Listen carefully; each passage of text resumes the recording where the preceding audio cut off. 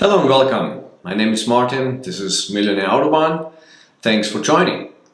So today in the Back to School series, when it comes to investing when you're over 50, we're talking about have your capital ready.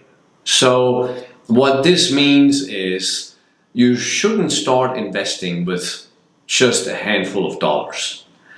But before I get into that, there's one other thing I want to say. You might have heard that the PDT rule that I talked about in the first video of investment series, which states that you have to have $25,000 in cash in your trading account in order to do day trading if you're a US citizen trading in the US. So this rule apparently is on the chopping block, meaning there will be a decision in the next, weeks or months where this should be lowered to what I heard of $2,000 only. So you could day trade with just $2,000 and not run into the issue that you can only do like 2 or 3 trades a week. So I think it's actually a good idea, so it lowers the threshold to get in. However, it used to be set this way so that people are not risking all their savings pretty much. You know, you really would need to have 25,000 plus in order to do day trading. And so yeah, that could be a good thing or a bad thing.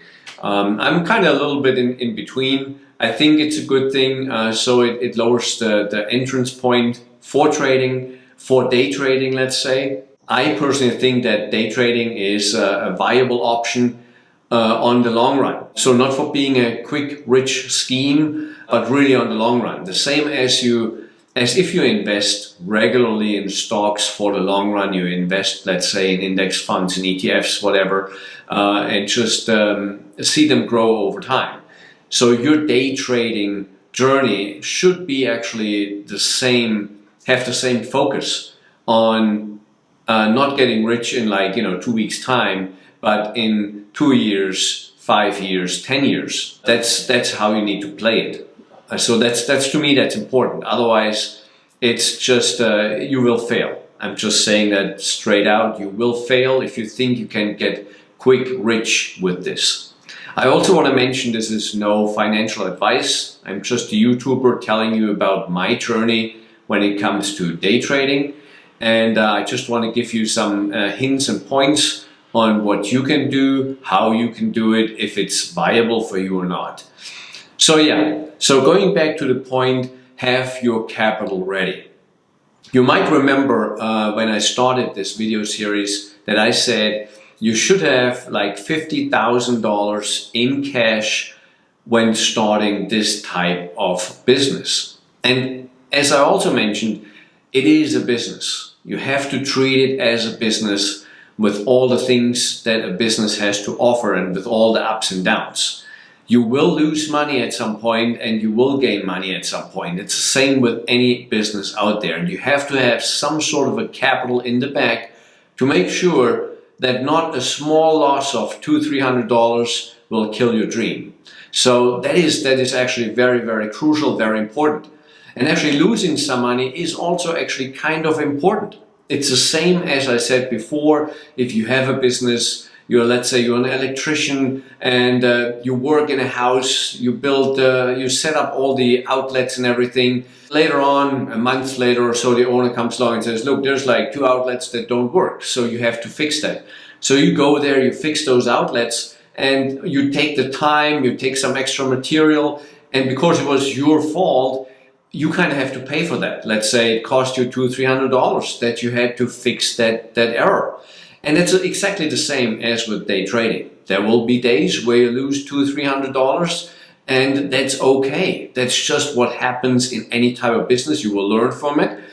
And the learning is to not lose that money in the next time. The same as the electrician, to make sure you're not forgetting those 2 outlets to connect to the grid, right? To the grid of the house. And that's the same thing. So that you learn, okay, maybe set your stop loss better or maybe not take the trade because of this and that.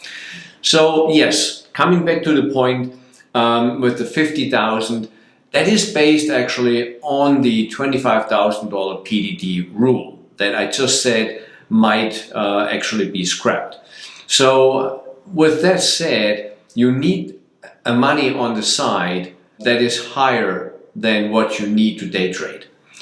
Because there will be trades, and I had some trades this week actually myself that were not that good. I lost $50 there, $60 there. I'm just still trying to optimize my trading strategy, and that's just part of this process. You have to find a strategy that's right for you, and I'm still optimizing my own strategy. And that's something you will have to do in the future yourself, where you have to find the right strategy for you. And with that said, I also said that I trade with starting with $5,000, and then I add what I earned on the day before to the 5,000 and trade with that. So then you will be at, let's say, 5,050, you trade with that. Then you're at 5,060 and you trade with that, and so on, right? And I'm currently at about 5,560 or something that I trade with. And so what I do is I find a stock that I like to trade, and then I came up with this Excel sheet that I have, and I will put something like that online in the future. So that sheet, what it does is you type in the daily result you want to achieve, you type in the current stock price that you have, you type in the lowest amount of the stock price of that day. And then you also type in the ATR, which is like the fluctuation of the stock of the last 14 days. What that gives you is some sort of a range on where to set your stop loss, right? And also with that said, when you type in these numbers, the Excel sheet will tell you you have to buy 203 stocks, just as an example, right? And it tells you exactly, okay, the stock needs to go up from, let's say, $52 to $54.30 in order to reach your goal. So it's a pretty straightforward process. And what I like about this process is if you buy stocks worth $5,000 or $50,000 in the distant future, if you're that successful, it is the exact same process. You still have to just look that the stock goes up from $54 to $56. That's all you need to look at. Nothing more, nothing less. You still set your stop loss at the exact same spot as if you would trade with $5,000. So coming back to on how much money you should actually use to trade, it should be, to be honest, way less than 5,000, maybe 500, maybe even just 100. As long as you're above in your total account value, above the PDT rule, if it's still the 25,000 or maybe the 2,000, as long as you're above that with your cash on in that account, you're okay. You can trade with just $5. However, that would not make any sense. But what I'm saying is play it safe, right? So just use a small amount of money. And with that said, you can say, let's say I trade with $100, it's $500, and the maximum I would lose on that day would be maybe $5 to $10, something like that. If you trade with $5,000, yes, you can actually lose $50 or maybe even $100. And if you have several trades a day, you might even lose maybe $200 on a given day. And that's, that's just what happens. And that's fine. There's nothing wrong with it, because there will be other days where you then make $200 or maybe more, or maybe you just make $50, and that's fine too. Just stick to your rules, stick to your amount that you want to trade, and don't, mess around and try this and this and that. That's not how this works, right? With all that, I also said I want to follow the 1% rule. So when you trade with $5,000, the 1% would be $50, right? So the next day you're at 5,050 to trade, and then the 1% out of that would be 5,500 and then 50 cents and so on, right? So it would gradually go up. And I also mentioned you could theoretically become a trillionaire.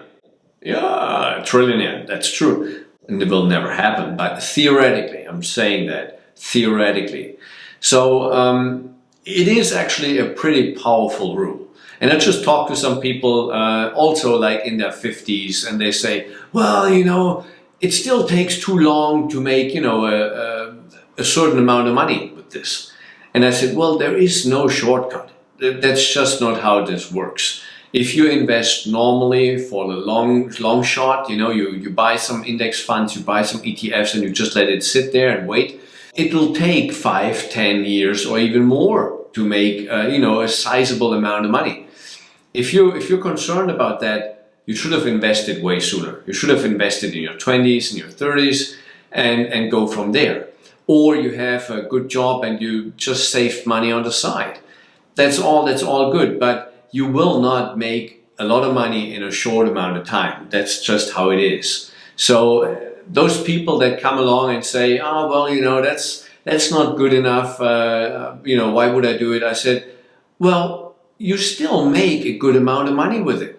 Yes, you will not really earn anything the first 2 years, but then in the third year, you can actually then say, okay, I can take 5,000 every month out of my trading account, because that's at least what I earn every month. So having 5,000 in a 2-year time frame that you can add to your retirement, that you can add to your whatever you earn, that's a nice amount of money. And if you don't need that, you can wait 3 years, 4 years, and then maybe you can take out 10, 15,000 every month.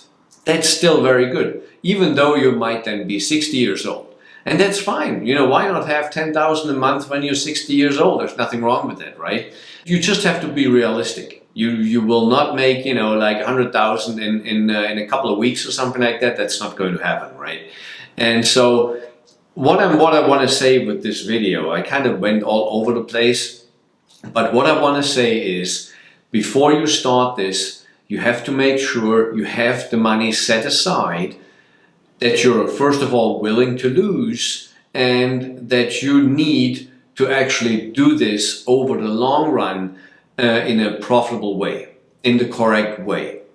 So that is the important part. You cannot just say, oh, I have like, $1,000 laying around. I don't know how to pay the rent next month, and my credit cards are due and everything.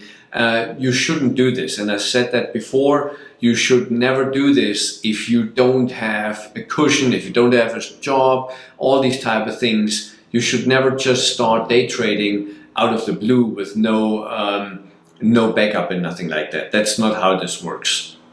So again, have the capital ready. That's important.